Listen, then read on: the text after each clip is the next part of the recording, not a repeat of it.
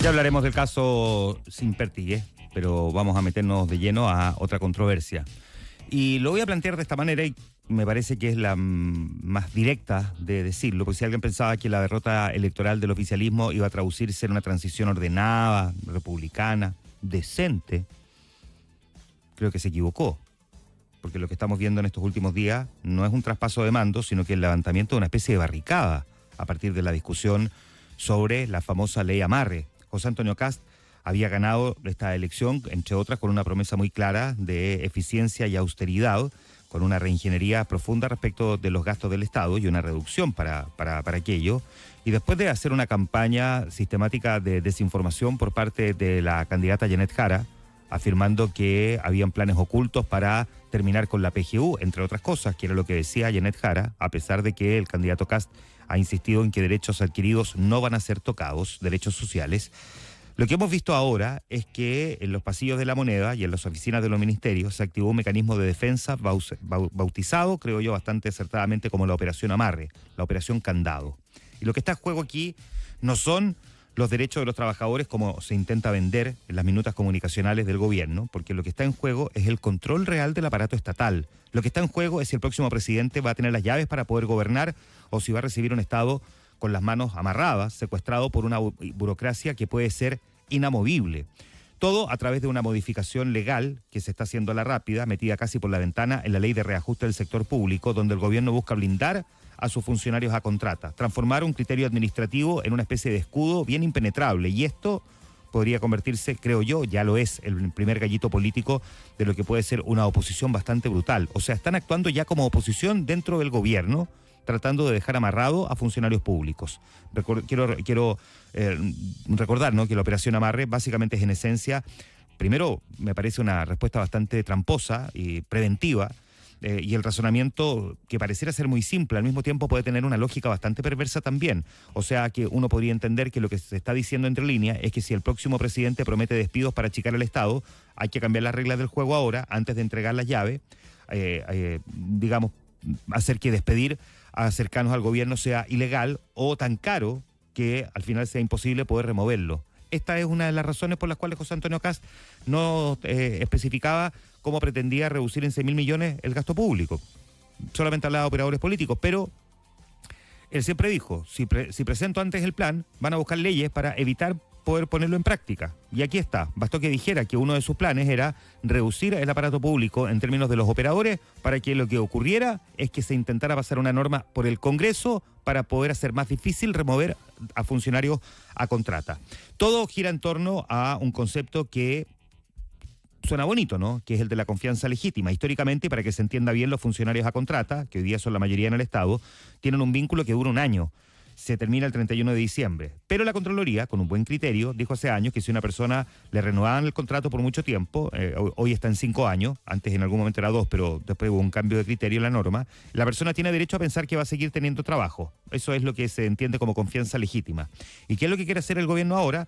Tomar ese criterio, endurecerlo por ley, bajando los requisitos y haciéndolo casi automático. O sea, la confianza legítima sería un derecho adquirido de forma rígida, lo que dificultaría en extremo cualquier desvinculación. En la práctica, lo que se está haciendo es borrar de un plumazo la distinción entre un funcionario de carrera que entró o por concurso o por mérito y uno designado políticamente que entró porque es amigo de una autoridad de turno.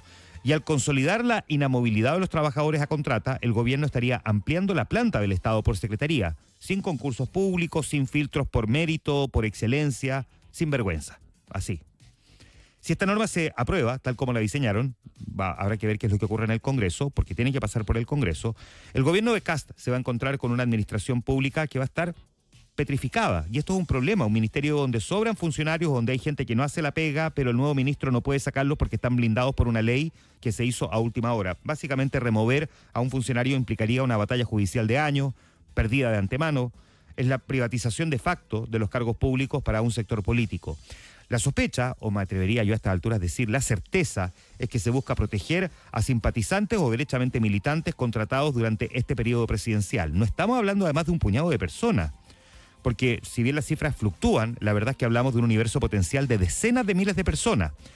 Y el Estado, que sabemos además ha venido engordando exponencialmente en la última década, gran parte de ese crecimiento ha sido vía contrata y honorarios, Si se aplica esta norma, el gobierno saliente está asegurando la continuidad de una masa laboral que ingresó bajo su gestión y estaría limitando la capacidad democrática del gobierno entrante para instalar sus propios equipos o para reducir personal donde lo considere necesario. Una norma que asesina el mérito. Y esto creo que de todo es lo más contradictorio para un sector político que solo ha tenido discursos y ha hecho gárgaras respecto del mérito y nunca el pituto. Bueno, la verdad es que al otorgar estabilidad casi total por el mero transcurso de un par de años, se iguala hacia abajo. Se pone en el mismo saco al funcionario público de excelencia, el que lleva décadas sirviendo al Estado con profesionalismo, porque está lleno de personas muy profesionales en el Estado, de verdad que lo está, en muchas reparticiones, quienes tienen que trabajar directamente o requieren del funcionario público, los que van a los consultorios, los que requieren de carabineros, sabemos de lo que estamos hablando. O sea, está lleno de funcionarios públicos de excelencia que llevan mucho tiempo sirviendo al Estado con profesionalismo, o a lo mejor llevan poco tiempo, pero lo hacen de la misma manera. Hay que distinguirlo respecto del que llegó por pituto, o que a lo mejor no llegó por pituto, pero por simpatía política puede terminar quedándose. La confianza legítima, que nació para proteger al trabajador de la arbitrariedad, se puede transformar aquí en un mecanismo de captura del Estado. Es un insulto a los verdaderos servidores públicos, creo yo.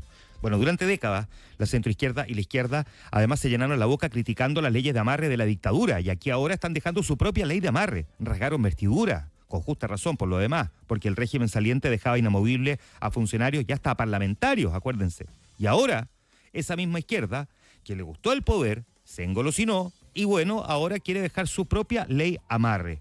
Ellos ya decían que las leyes amarre eran enclaves autoritarios. Aquí lo tratan de disfrazar como un argumento sólido para que simplemente no vayan y se le despidan. Si el problema es que no es que vayan y se le despidan, si es que no se encuentra una justificación para sacar a esa persona del cargo, no se le puede despedir. No es que se le despida y se le pague un poco más, como ocurre en el sector privado. Si no hay justificación para el despido, se le despide, pero se le tiene que pagar más que el año de servicio y, por supuesto, las vacaciones proporcionales. Hoy día la crítica entonces se invierte, ¿no? Es de un descaro bien monumental ver al sector político que construyó su identidad sobre la crítica a los amarres de Pinochet, impulsando ahora sus propios enclaves burocráticos. Y además dejan amarrado al siguiente gobierno, que por supuesto es de un color político distinto. El actual oficialismo está validando la tesis más oscura de la política, que el Estado es un botín. Oye, y esto...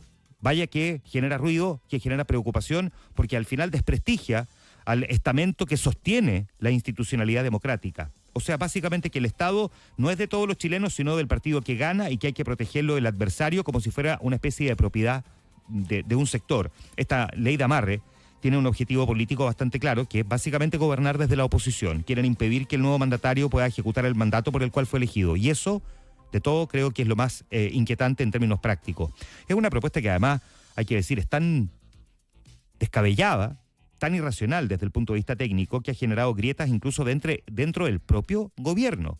Mario Marcel, un hombre que es respetado desde la ortodoxia técnica, el adulto a cargo, como se le dijo en su momento en este gobierno, también ha tenido una mirada crítica respecto de la dirección de este debate. Un hombre que por lo demás sabe de números, sabe de matemáticas, sabe que una rigidez laboral absoluta es una sentencia de muerte para cualquier tipo de eficiencia. Y él ya lo planteó con una mirada bastante crítica. Él dijo, tenemos un futuro gobierno que se ha planteado como un tema el reducir el empleo público. Eso es lo que probablemente ha alimentado este temor y ha llevado soluciones que no son óptimas. Fue lo que dijo Mario Marcel. El lenguaje diplomático está diciendo que están legislando de alguna manera por miedo, no por el bien del país ni por el bien común.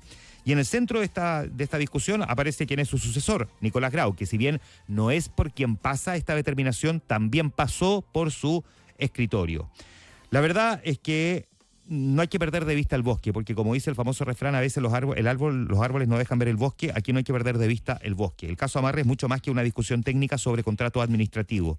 Es el tráiler de una película de terror político que podríamos ver a partir de marzo del 2026. La insistencia obsesiva en aprobar una norma que revela que no tienen intención de hacer una transición democrática desde el gobierno, el inicio de una guerra con los que van a convertirse en oposición, tratando de blindar a sus funcionarios, enviando un mensaje claro de que pueden ser una oposición muy dura. El gobierno entrante, el futuro presidente, el presidente electo, no ha entrado en esta discusión, ha tenido una mirada crítica, pero no ha querido ponerse pintura de guerra todavía, esperando que esta norma no pase el filtro del Congreso. Pero si se aprueba, Kast va a asumir con un Estado de manos amarradas, asfixiado por una planilla de sueldos intocable, obligando a tener que litigar prácticamente cada despido, lo que convierte, por supuesto, esto en una situación muy compleja. Lo que estamos viendo es la mutación final de ese espíritu refundacional que, de alguna manera, también intentó quemar Chile el 2019. Esto es como otro octubrismo, pero es el diciembrismo